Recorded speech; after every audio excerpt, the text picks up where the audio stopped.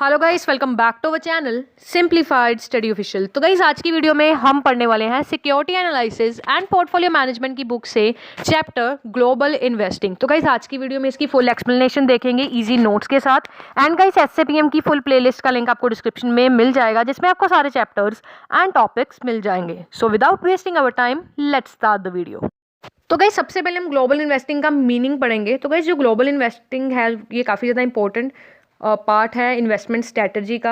अगर आप अपना एक ऑप्टिमम पोर्टफोलियो को क्या करना चाहते हो, बिल्ड करना चाहते हो, और आप ज़्यादा से ज़्यादा क्या है रिटर्न लेना चाहते हो, या फिर एक अच्छा बैलेंस या बेस्ट पॉसिबल बैलेंस चाहते हो अपने रिस्क एंड रिटर्न में, ठीक है, तो आपको जो ये है स्ट्रैटेजी अपनी जो आप पोर्टफोलियो बना रहे हो उसमें आपको ग्लोबल इन्वेस्टमेंट ज़रूर से सिलेक्ट करना।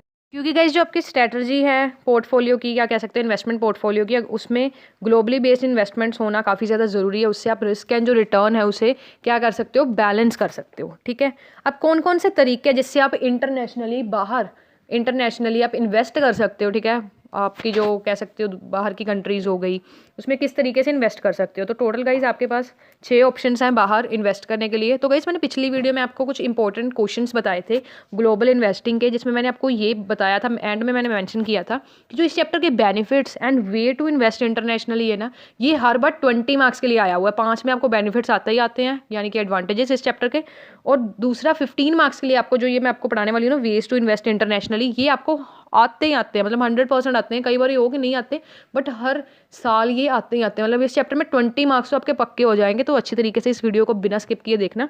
एंड इसके जो नोट्स हैं उसका मैं लिंक आपको डिस्क्रिप्शन में प्रोवाइड कर दूंगी, वो आप एक बार चेक कर लेना। ठीक है, तो 6 तरीके हैं बाहर इन्वेस्ट करने के लिए। पहला है म्यूचुअल फंड्स, दूसरा है आपका अमेरिकन डिपॉजिटरी रिसिप्ट जिसे एडीआर कहते हैं, थर्ड है ग्लोबल डिपॉजिटरी रिसिप्ट जिसे हम जीडीआर कहते हैं, फोर्थ है exchange traded fund ETFs, fifth है stock trading on foreign markets, and last है यूएस ट्रेडेड फॉरेन स्टॉक। तो सबसे पहले हम पढ़ेंगे म्यूचुअल फंड्स के बारे में।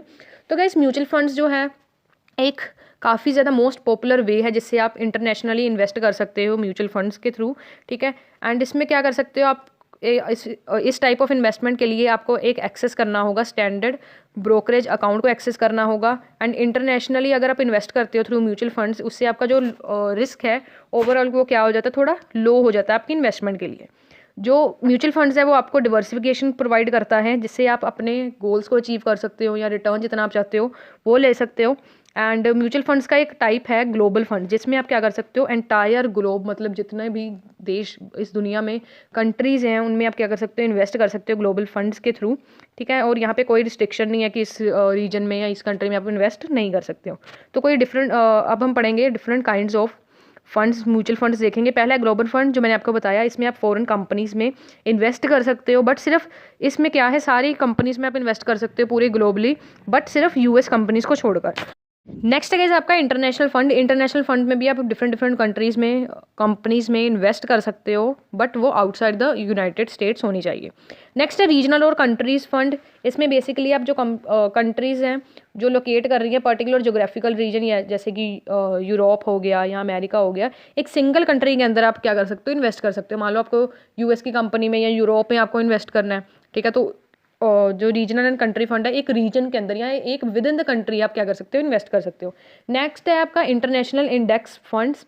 इसमें क्या है, इसमें आप ट्रैक कर सकते हो पर्टिकुलर मार्केट के इंडेक्स को, मतलब पर्टिकुलर मार्केट को क्या कर सकते हो, रिजल्ट्स को ट्रैक कर सकते हो using foreign market index. Next है आपका अमेरिकन डिपॉजिटरी रिसिप्ट, जिसे हम एडीआर भी कहते हैं। एडीआर का मतलब क्या है, अमेरिकन डिपॉजिटरी रिसिप्ट।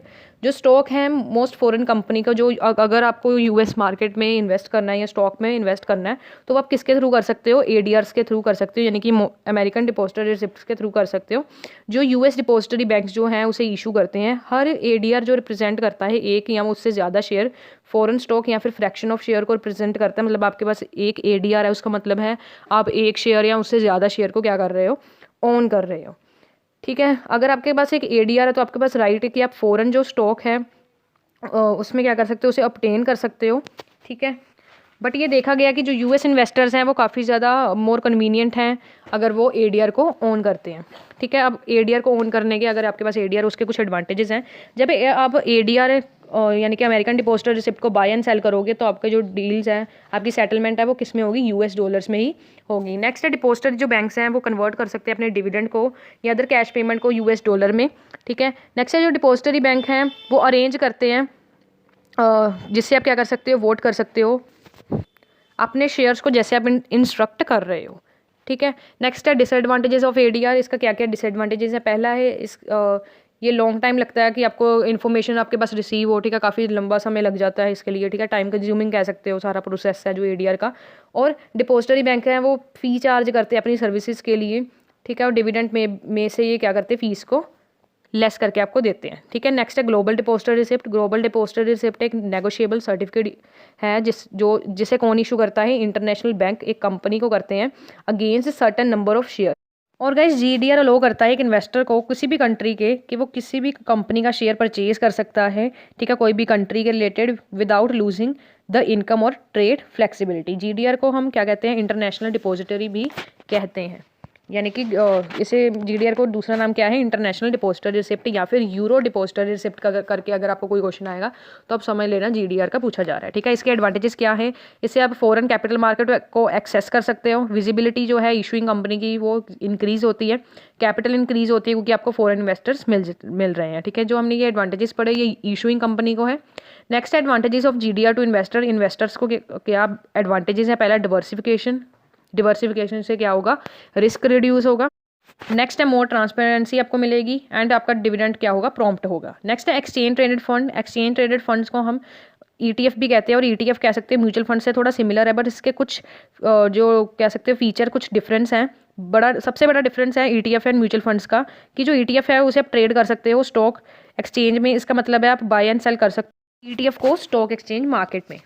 नेक्स्ट है गाइज आपका US traded foreign stock. US traded foreign stocks का क्या मतलब है, ऑलमोस्ट गाइज जो कह सकते हो काफ़ी सारी फॉरेन स्टॉक ट्रेड है वो किस में ट्रेड कर रही है, यूएस मार्केट में एज एडीआर जो भी हमने पढ़ा। ठीक है, जो कुछ फॉरेन ट्रेड यहाँ पे है वो सेम फॉर्म में है जैसे वो लोकल मार्केट में परफॉर्म करती है। फॉर एग्जांपल मान लो कैनेडियन स्टॉक ट्रेड जो है वो जिस तरीके से अपनी लोकल मार्केट में कह सकते हो एक्सचेंज किया जाता है, बाय एंड सेल किया जाता है, वैसे ही अदर कंट्रीज में भी किया जाता है। मतलब कह सकते हो सेम फॉर्म में होता है जैसा ये लोकल मार्केट में होता है, वो शेयर्स वगैरह हो सकते हैं। ठीक है, नेक्स्ट है stock trading on foreign market. अगर इन्वेस्टर चाहता है कि वो बाय एंड सेल करे स्टॉक को एक कंपनी में जो सिर्फ क्या करती है, किस में ट्रेड करती है, सिर्फ फॉरेन स्टॉक मार्केट में, तो इन्वेस्टर्स क्या करेंगे, अपने जो ब्रोकर है उसे क्या कर देंगे, ऑर्डर दे देंगे एक तरीके का, ताकि वो अपना जो ऑर्डर है उसे प्रोसेस कर सके।